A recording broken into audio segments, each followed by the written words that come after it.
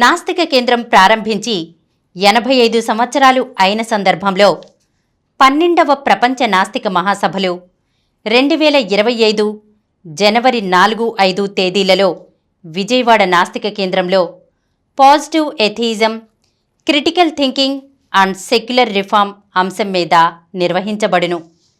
Registration fee 800 rupees. వసతి అవకాశాన్ని బట్టి ప్రతినిధులు ఏర్పాటు చేసుకొనగలరు.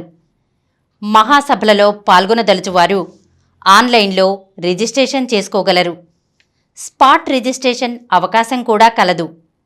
ఆన్లైన్లో రిజిస్టర్ చేసుకున్నవారు మహాసభల రిసెప్షన్ కౌంటర్ వద్ద తమ రిజిస్ట్రేషన్ను ధృవీకరించుకొనగలరు.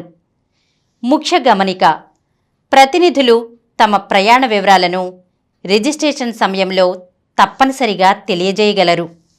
మరిన్ని వివరాల కోసం ఈ క్రింది నంబర్లను సంప్రదించగలరు.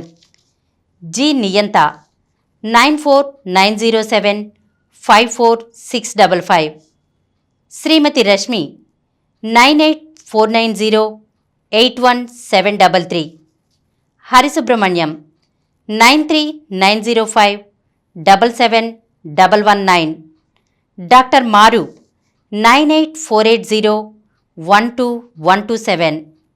ఎథి సెంటర్ ఛానల్కు స్వాగతం.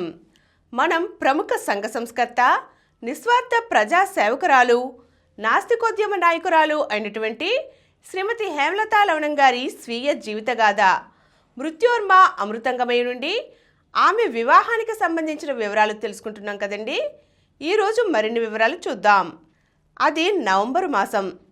గోరా గారి ఆహ్వానంతో నాన్నగారు, మా చిన్నన్న, నేను విజయవాడ చేరాము పెళ్ళికొడుకుని చూడ్డానికని.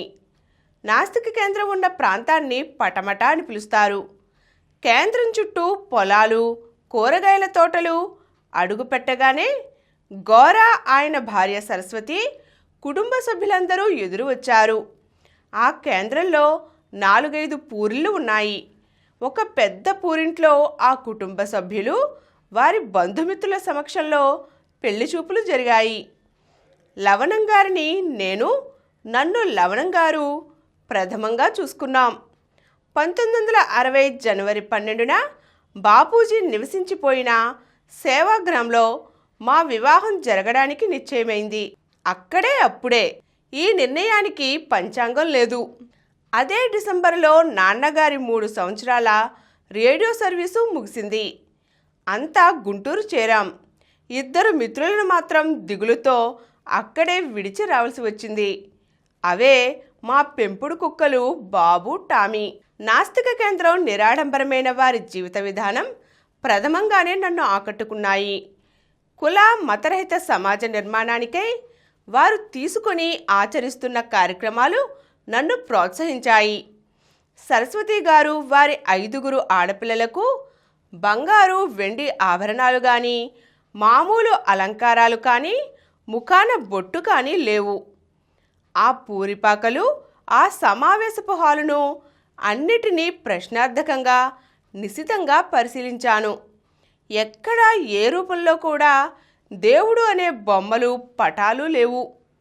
మా నాన్నగారికి తన కుటుంబ జీవిత విధానం గురించి గోరా రాసిన ఉత్తరంలో ఏ విషయాలు రాశారో అవే అక్కడ నేను చూశాను. మా వివాహపు తేదీ, సమయం, స్థలం నిర్ణయించుకున్నాము. అవే తప్ప ఇక ఏ రకమైన విషయాలకు తావే లేదు. కట్న కానుకలకు, ఆడంబరాల కార్యక్రమాలకు అక్కడ స్థానమే లేదు. కులమతరహిత సమసమాజం, నిరాడంబర నాస్తిక జీవన విధానం నేనక్కడ చూసి అర్థం చేసుకున్న విషయాలు. అవే మాకు అందించిన లాంఛనాలు. వారి సంఘం పత్రిక చదువుతూ ఉన్న నేను ఇక్కడ ఆచరణ రూపంలో దాన్ని చూశాను. నాకు కానీ, నాన్నగారికి కానీ గోరా దంపతులిద్దరినీ అడిగి తెలుసుకోవలసిన విషయాలు ఏమీ మిగల్లేదు. వారి జీవిత విధానం, ఉద్యమం మాకు తెరిచిన పుస్తకాల్లా కనిపించాయి. ఎవరో దానం చేసిన స్థలంలో వారు కట్టుకున్న 4 పూరిపాకలు, గ్రంథాలయం, ప్రింటింగ్ ప్రెస్, అక్కడ ఉన్న మరో చరాస్తి, వారి 9 మంది సంతానం. అప్పటికే గోరా, లవణం ఇటు ఆంధ్రదేశంలోనూ అటు ఉత్తర హిందుస్థానంలోనూ సర్వోదయ గాంధీ ఉద్యమాల్లో సుప్రసిద్ధులు. ఆంధ్రదేశంలోని పోచంపల్లి గ్రామంలో ఆచార్య వినోబా భావే ప్రారంభించిన భూదాన ఉద్యమంలో గోరా, లవణం ఇద్దరూ పాల్గొన్నారు. వినోబా భావే హిందీ ఉపన్యాసాలను లవణం తెలుగు అనువాదం చేసేవారు. ఈ విధంగా ఆయన భారతదేశంలోని సుప్రసిద్ధ అనువాదకుల్లో ఒకరైనారు. లోక్ నాయక్ జయప్రకాష్ నారాయణ్ ప్రారంభించిన ఉద్యమాల్లో లవణం పాల్గొని ఆయనకు అతి ప్రియమైన వారిగా పేరు పొందారు. ఈరోజు మనం హేమలత లవణం గారు, లవణం గారితో జరిగిన పెళ్లి చూపుల గురించి, ఆ తరువాతి విషయాల గురించి తెలుసుకున్నాం కదండి. వీరి పెళ్లిని గురించిన విషయాలు మనం వచ్చే ఎపిసోడ్లో చూద్దాం.